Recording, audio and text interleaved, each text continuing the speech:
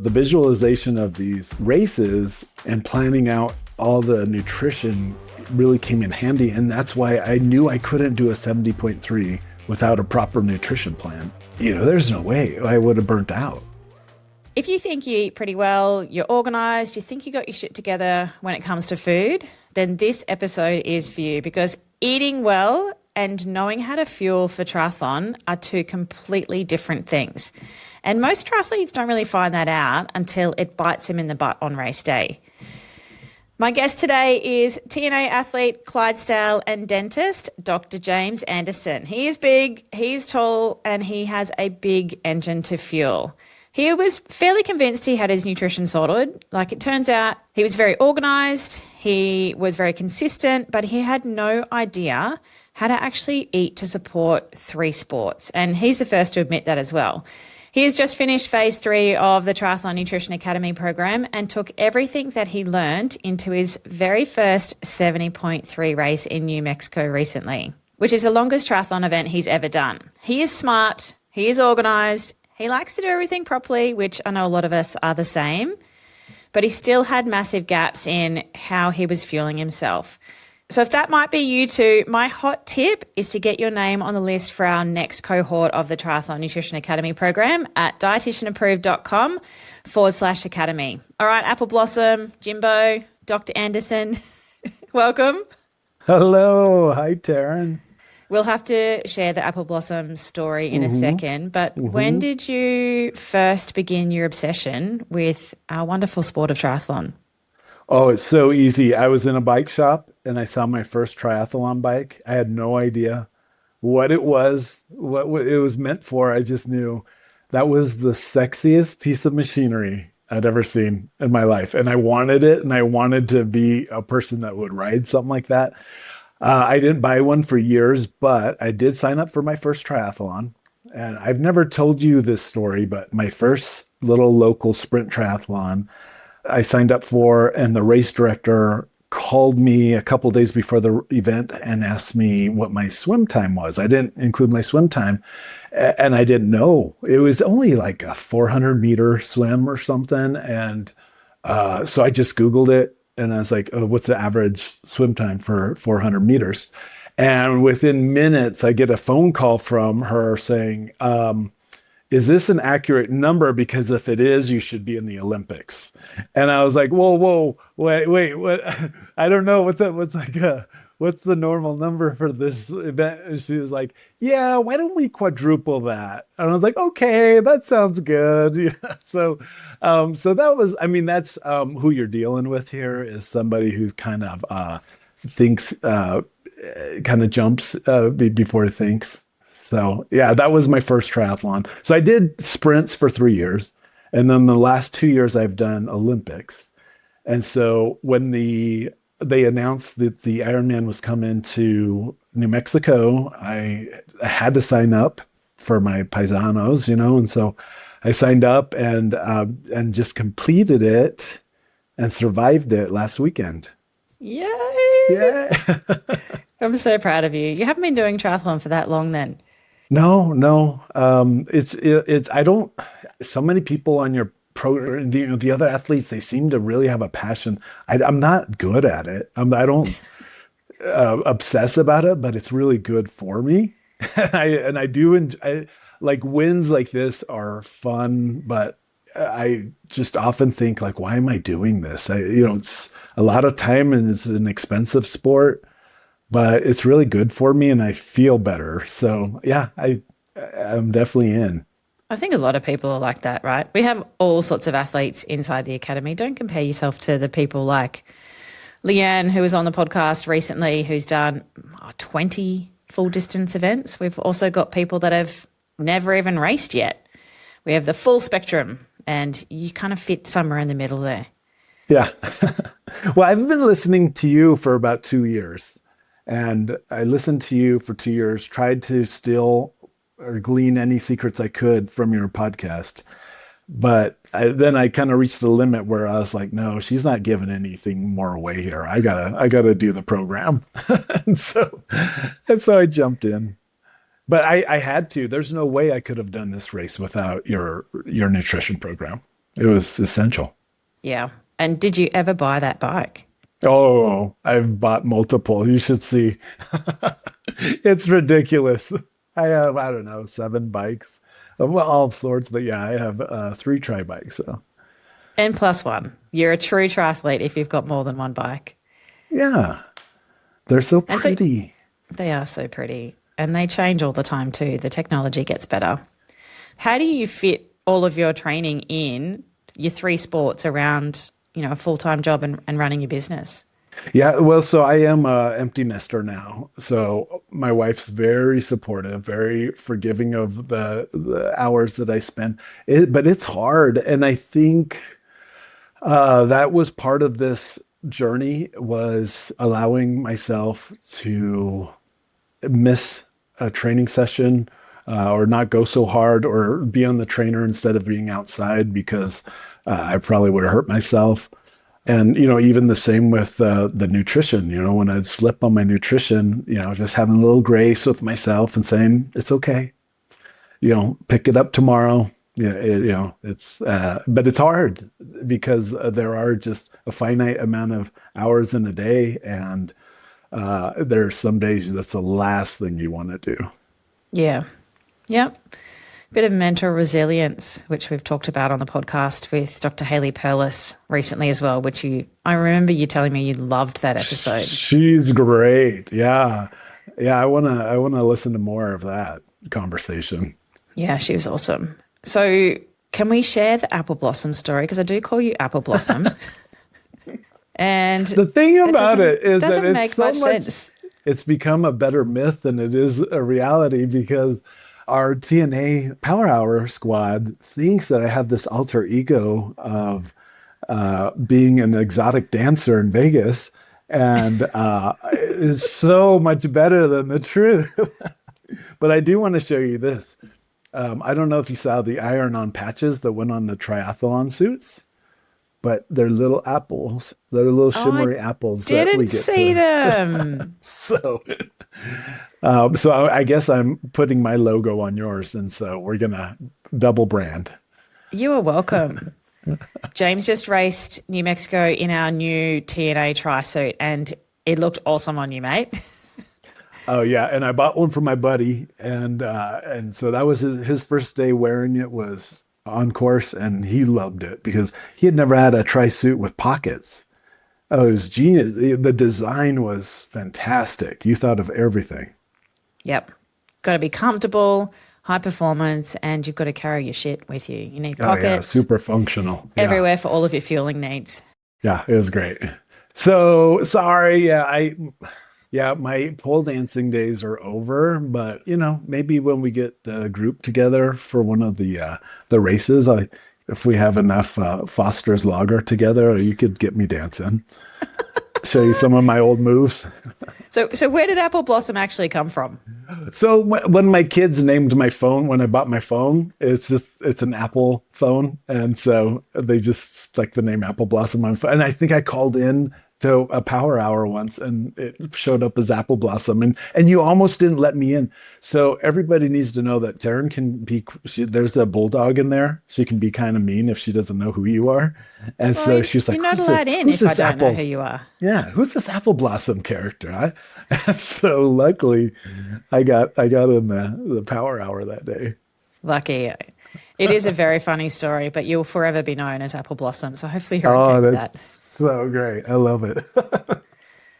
So what are some of the things that have changed for you when it comes to nutrition? Because before you were like super organized. I remember you showing me your smoothie bags that you prep for the week. Like you've got them all ready to go in the freezer so you can make your smoothie. You've got your snack bags organized for your work day. What were you struggling with when it came to triathlon training though? Well, I really thought I'm super organized, very disciplined. I was just eating the wrong things at the wrong time. And I had the most eye-opening course is course number 1 on recovery nutrition that just, I wasn't sure. I was kind of taking a gamble signing up for your course. And it was that very first homework assignment and power hour together that it just like, oh, this has paid itself off. This is This is exactly what I was looking for because I knew I was kind of winging, like, I was like, okay, I'm getting good nutrients, but I don't know why I'm doing it the way I'm doing it. And I got a bunch of different voices in my ears. And so I really appreciate your science. Whenever we have a question for you, if you don't know the science behind it, you won't tell us that you believe in a certain product or program or anything. So I just didn't know how to do the timing or understand why I was eating what I was eating, even though it was really healthy food. Yeah, you're a smart dude. Like you're a dentist, you've done a degree, you know, you're clever, you're organized. You showed me how organized you were. How come you couldn't kind of figure it out for yourself? Well, because you're such a gatekeeper on your program, and if you don't sign up for the course, you don't get it all. I had too many different counteracting voices, like I said.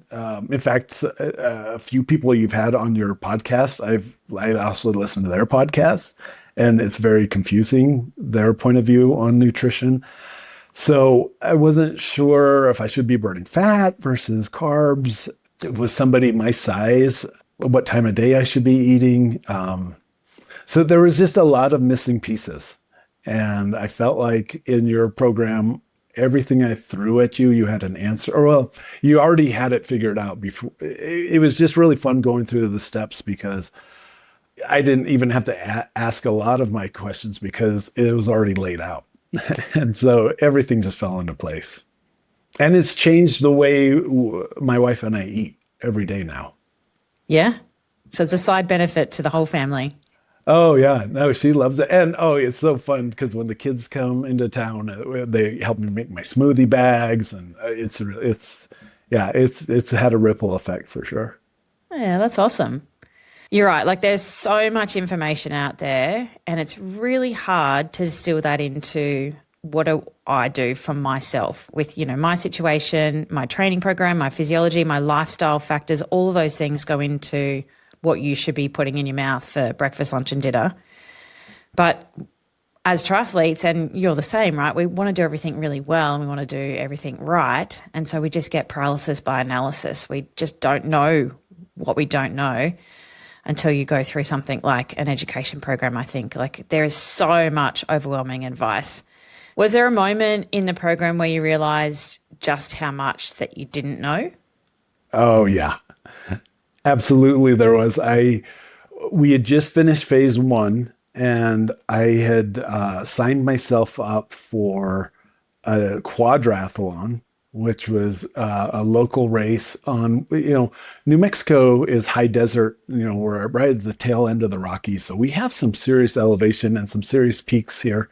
And so there's a race called the Mount Taylor Quadrathlon that's just crazy elevation. And so I decided, man, I got the tools. I know what I'm doing. I got this. And a buddy at a New Year's Eve party kind of twisted my arm into signing up for this race. And so what it entails is a bike, a run, a ski, and a snowshoe, and then doing everything in reverse. And so it took me about 9 hours to do the course, and it was a challenge. And I kind of thought I had the nutrition. I mean, luckily I had phase one under my belt. It's the only way I would have gotten through the course. But it was difficult. And so, but it was good because it kind of stoked the fear in me. And so the rest of the phases I took a little more serious for the 70.3 because I was like, oh shoot, I gotta dial in the details here.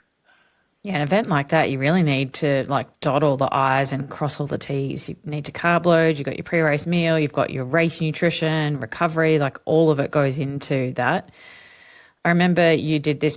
James is a visual person and he has a whiteboard that he plans all of his plans out on. So he's drawn the course, and it was like all these things up a hill and then all the things down a hill, including his timing for all of his meals and his fueling. And yeah, it seems like a fun day out there, but probably puts you back in your seat a little bit because it was a mean, you bit off way more than you could chew at that point, I would suggest. And I'm not a skier, and so to learn how to ski up a hill and then kind of fumble down a hill, it was an interesting day. And yeah, you're right. The nutrition wasn't quite on point yet, but and I was just kind of eating what was on course, and yeah, I've definitely learned some hard lessons on that event. Good times. But you're a quadrathlete but now, not a triathlete. I am a quadrathlete. Yeah, you guys just, yeah, you don't even know what you're missing. But, yeah, you bring up, my thing about visualization is that if I can't, well, this isn't business or family decisions or any kind of just big decision I make, if I can't see every step to the very end of the road, I usually avoid making that decision. And so the visualization of these races and planning out all the nutrition really came in handy. And that's why I knew I couldn't do a 70.3 without a proper nutrition plan. Because I could grind through a sprint and Olympic, but there's no way I could do, my Olympic or my 70.3 took me 7 hours. And, there's no way I would have burnt out. For sure. Yeah. I couldn't have winged that. No. And so New Mexico was your first 70.3, the longest triathlon distance you've ever raced. And that was a big deal for you. How did your nutrition go? We haven't actually talked about this. I've saved it for the podcast so that James can tell me how it went. It was great. It went so good up until Taryn made me buy these Australian gummy ginger chews. She said, you have to race with these chews in your pocket, melting as you go and making your legs sticky. But but no, my carb loading went great, which is another thing that 100% give you credit for, is teaching me carb loading, because I just had no idea. I was the spaghetti dinner guy. Then, at our altitude and our temperatures, the sodium loading, it's something I've always been missing. I've always dealt with banger headaches and kind of locking up cramps and stuff on course. And so this was learning about the sodium loading was key for me. So that went great. Pre-race nutrition went great. Bike nutrition was fantastic. But once I hit that run, I don't know, Taryn, something kind of went spinning off the wheels, which was fine, because so the ginger chews didn't work and the on course Coke didn't work for me, and I thought it did. I've tried that in the past and it worked fine. But because of the course, I was able to remember, okay, stop putting junk in just stop putting anything in your mouth. This isn't going to last forever. Keep going. Sip a little bit of just water. Okay, now sip a little electrolyte. Now maybe add a little fuel. And so that's kind of what I did to bug through the last hour of the run. So it wasn't totally clean, but man, it started off strong. It was just, maybe I needed some more practice training with some of these products, Yeah, and it's your longest distance you've ever done as well. You're always going to learn something from every race that you do. And I teach my athletes the ability to troubleshoot out there so it doesn't end in a DNF, so that you can still cross the finish line no matter what goes pear-shaped. So testament to you to, one, do that distance, and two, be able to get to the finish line with a massive smile on your face. Yeah. It was a great finish. It was such a special day. Was there any point during the race you were like, holy heck, this is awesome, I'm just flying? Was it on the bike? Yeah. Well, so, okay. So I got to connect, if I can just share a couple of the dramatic pieces. I went 2 days before, and I don't know if you knew this, I crazy fear of water, and the open water really makes me panic. And another thing I got from your course was just talking to the other athletes, how they deal with that. So me and my buddy got into the water 2 days before the race, and I had a total panic attack. And I just got in my head. I was like, I'm gonna drown. There's no way I can even do this swim. And so, and I swam maybe 300 meters, and I panicked, and I had to get out. The next day I went again, and I got in the water, and it just so happened, like coincidentally, just so happened that this married couple from my swim group was at the lake, and they were going for a swim, and I just swam next to them, and we did the whole loop, and it was, I don't know, it was just kind of I don't know, a little tender mercy, like, oh, I needed that I needed to get through one lap of that lake to know that I could do it, to stop, to get my because I can do the distance. The open water freaks me out. Well, you've only just recently got in an open water situation, like probably a month ago. I remember you telling me you put your wetsuit on for the first time and swam in open water for the first time recently. Like, holy crap.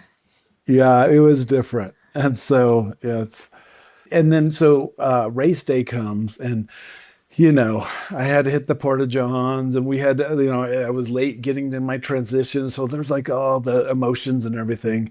But then I go to put on my swim cap, and my wife had put a love note, a little support note in my swim cap. I lost it. It was over. At that point, I just got so emotional. And the swim, it's only supposed to be, 1,900 meters? You got to see my Strava. I swam 2,700 meters, which is really awesome, because my swim coach, Zoe, she said every time I'd get out of the pool at 2,000 meters, she'd be like, I want you to do 3,000. I want you to do 3,000. Get back in the pool, do 3,000. And I'm like, oh, I got to get home, mama. And she's like, I want you to get out of that lake feeling so refreshed. And so had I not trained at 3,000, twice a week, 3,000 at a time, I mean, she had me like, because I was trying to stay out of the mix. Oh my gosh, you should see my Strava map. It's like the perimeter of the lake. Everybody else is in a rectangle, and I'm just taking the long way around. Getting your money's worth out on course. Yeah, but heck yeah. It was just really, the bike was beautiful. I felt strong, Taryn. I had, so I thought I was a really strong biker, and I felt like it was a beautiful day. The scenery was just incredible.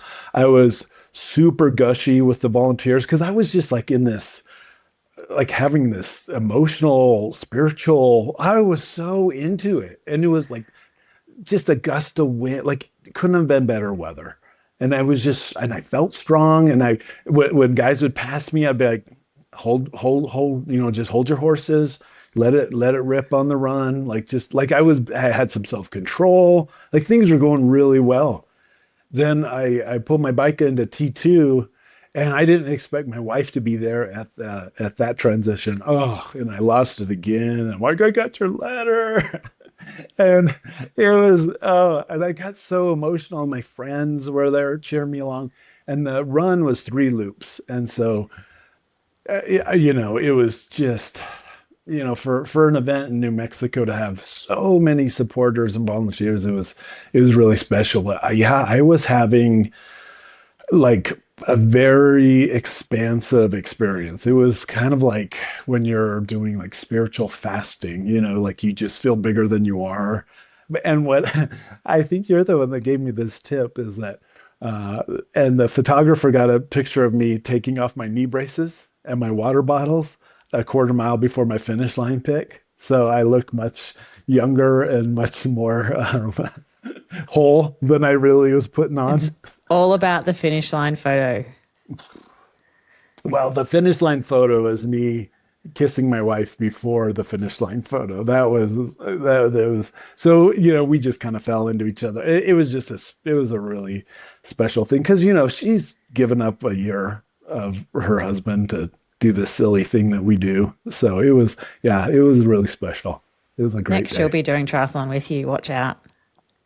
Oh, I think she would just cook me. Yeah, she's mentally tougher than I am by far, so she would destroy it. And is there anything you would do differently for the next one? Anything that you learnt that you're like, I'm going to do this differently? So the thing that really maybe staying on the same kind of body mind connection is I would have dropped Strava early on, and I would have dropped my bike computer, my stats, and what I learned through the nutrition was my body is going to tell me what it's up for, and my heart rate and my breathing, like all these are much more better measurements than my gadgets, which is hard for me because I love the gadgets, but I wish I had kind of known that earlier on because I don't know, maybe I had something to prove on Strava to the two people that follow me. Or I don't, like it was just, I didn't need that. And at the end, I wasn't recording half of what I was doing because it wasn't about numbers anymore. It's about kind of having the experience. And I like that. I liked where I ended. Yeah. So going on feel rather than data driven. It's going to be more beneficial for you, particularly if you're overthinking things as well. You're thinking, oh, my pace is not where it should be, or I'm actually going too fast, or any of that, and you just start getting in your head. But it sounds like you had this amazing, like, epiphany experience out on racecourse. You're like a different person at the end. Oh, it was, and I think that's why we do it. I don't know. I just feel like pressure, time, and heat. It's like an autoclave machine. Like you got to have these things that just kind of that's the only way you change. And we want to do hard things because we want to be different and changed. And it was a positive change for sure. I loved it. That's how diamonds are made, right? All that That's pressure. right.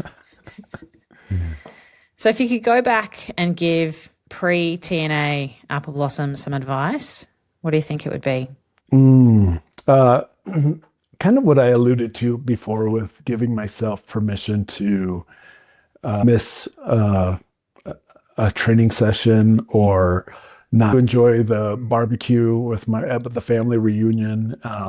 Just to, and I know it's something that you say, but when you're in it, like you just feel like everything's going to affect the day, and it doesn't really matter. Like I mean, it does matter, but it's not as important as those moments.